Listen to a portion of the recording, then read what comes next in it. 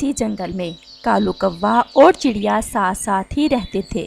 चिड़िया हर काम बहुत जिम्मेदारी से करती, लेकिन कौवा हर समय मुफ्त का माल ही ढूंढता रहता। इसकी हर समय कोशिश होती कि काम करे कोई और खाए वो। फिर एक दिन कौवा चिड़िया के पास आता है। चिड़िया रानी कैसी हो? क्या हो रहा है? मैं तो ठीक हूँ, तुम सुनाओ, तुम क्या कर रहे हो और कैसे आना हुआ आज सवेरे सवेरे ही मेरी तरफ? मैं फारग बैठा हुआ था, जी में एक बहुत अच्छा प्लान आया। मैंने सोचा क्यों ना अपनी पड़ोसन से ही शेयर करूं। जी जी कौवे भैया, क्या सोच लेकर आए हो? देखो चिड़िया, ये दाना खा खा कर मेरा तो जी अकता गया है। रोज दाना, कभी तो कुछ नया होना चाहिए ना। मैंने सोचा है जंगल का जो खाली मैदान है वहाँ कोई सब्जी काश्त कर ली जाए। हाँ, जैसे तुम्हारे पूर्वजों ने गंदम काश्त की थी हमारे पूर्वजों के साथ मिलकर। नहीं नहीं चिड़िया रानी, वो तो सब झूठ है। अब हमें ठीक से अंदाजा है कि काम करना ही पड़ता है। कुछ किए बगैर तो कुछ मिलने वाला नहीं है। मेरा विश्वास करो, मैं तुम्हारे साथ बराबर काम कराऊंगा और हिस्सा बराबर लूंगा। अगर तुम सच में काम कर लोगे तो मुझे कोई एतराज नहीं है, लेकिन काश्त क्या करना होगा? बस यही तो मुझे समझ नहीं आ रही थी, तुम ही बताओ क्या करें।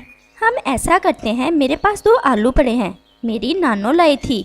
मैं तो आज इन्हें खाने ही वाली थी, लेकिन अगर तुम चाहो तो हम इन्हें ही बो लेते हैं।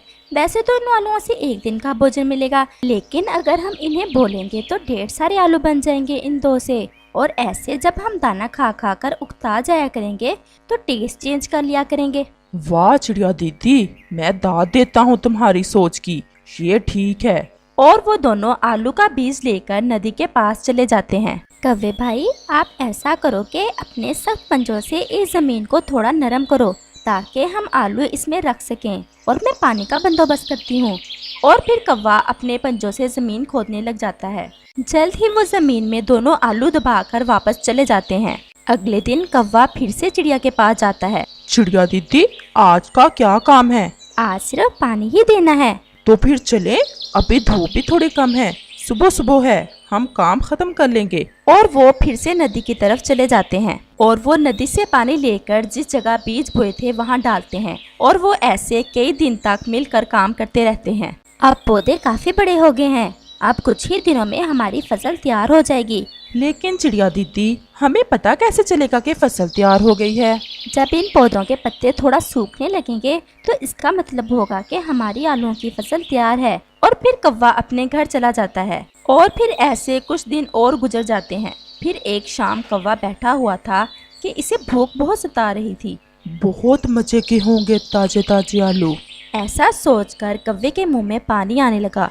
अगर मैं एक पौधे से आलू निकाल कर खा पी लूं तो कौन सा चिड़िया को पता चलेगा? और ऐसा सोचकर कौवा नदी की तरफ चला जाता है और एक पौधे को थोड़ा सा खोदकर अपनी भूख मिटाता है और जल्दी से वापस हो लेता है। अगले दिन चिड़िया जब इन पौधों को देखती है तो कौवे से कहती है, कौवे भैया, क्या ये जमीन तुमने खोदी है? नहीं नहीं, तुम्हें ऐसे ही महसूस हो रहा है, ये पहले से ही ऐसी है। शायद मुझे ऐसा ही लगा। और चिड़िया और कौवा अपनी फसल को देखकर वापस हो लेते हैं। अब तो कौवा हर रोज शाम को जब चिड़िया घर चली जाती तो चोरी से वापस आता और 1-2 आलू निकाल कर खा लेता, लेकिन चिड़िया बेचारी को कुछ पता ना चला। और आखिर वो दिन आ ही गया जिसका चिड़िया को इंतजार था। कौवे भैया, मैंने देखा है अब पौधे सूख रहे हैं और हमारी फसल भी अच्छी तैयार हो गई है। कल हम अपने आलू जमीन से निकाल कर समेट लेंगे। बहुत इंतजार किया, और हाँ, कल थोड़ा जल्दी जाना होगा। जी जी चिड़िया दीदी, मैं जल्दी ही आ जाऊंगा।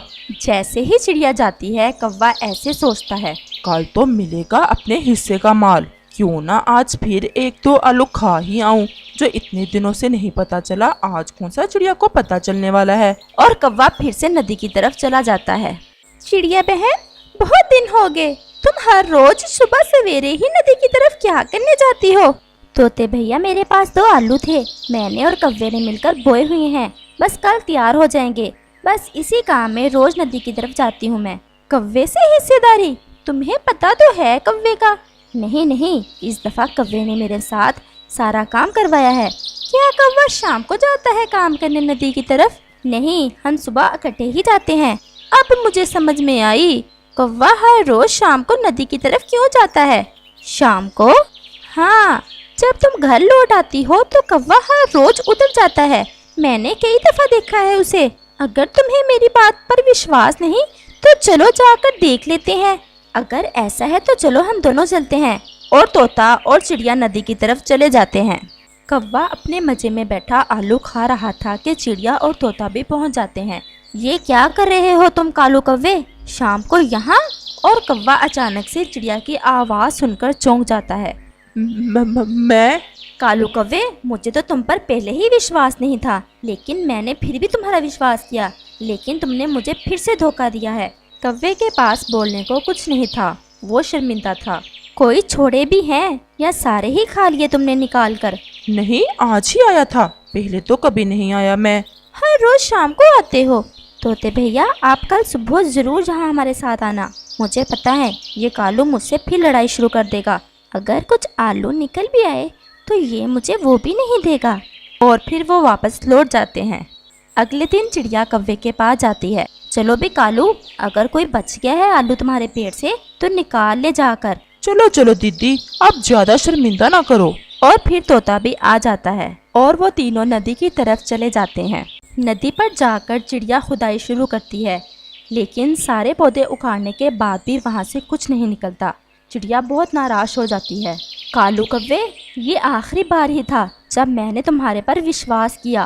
फिर कभी मेरी तरफ ना आना। वो तो भला हो तोते का जिसने मुझे बता दिया, वरना तुमने तो मुझे पागल बना ही दिया था। और कौवा थोड़ा शर्मिंदा होते हुए वहाँ से उठ जाता है।